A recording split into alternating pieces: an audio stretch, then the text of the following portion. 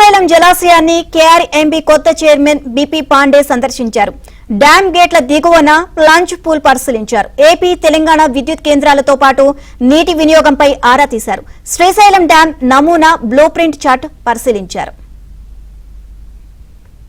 ఇది ఖాళీ అవటం ఎడిషన్ ఛార్జ్గా కేఆర్ఎంబీ చైర్మన్ తీసుకొనేసి ఎన్నాళ్ళు సిస్టమ్ ఒకసారి చూద్దామని మెయిన్ వచ్చున్నారు. ఎందుకంటే కేఆర్ఎంబీ అంటే మెయిన్ మనకి వినపడేది మనకి శ్రీశైలం డ్యామ్ అయిపోయినవి, పోతిరెట్టిపాడు, పనకచర్ల, నాగార్జున, ఇవన్నీ మనకి రెగ్యులర్ కేఆర్ఎంబీలో ఉండే ఇవన్నీ కాబట్టి సార్ ఒకసారి సిస్టమ్ మీద అవగాహన తెచ్చుకుందామనేసి ఈరోజు శ్రీశైలం డ్యామ్ విజిట్ చేయడం జరిగింది.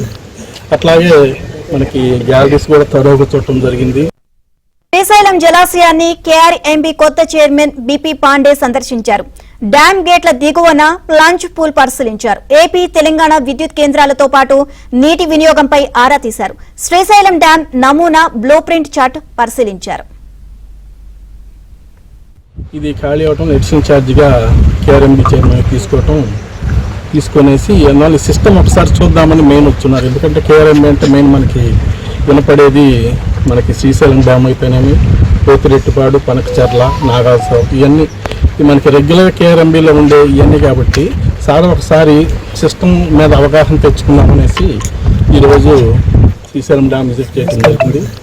అట్లాగే మనకి గ్యాలరీస్ కూడా తరోగా చూడటం జరిగింది.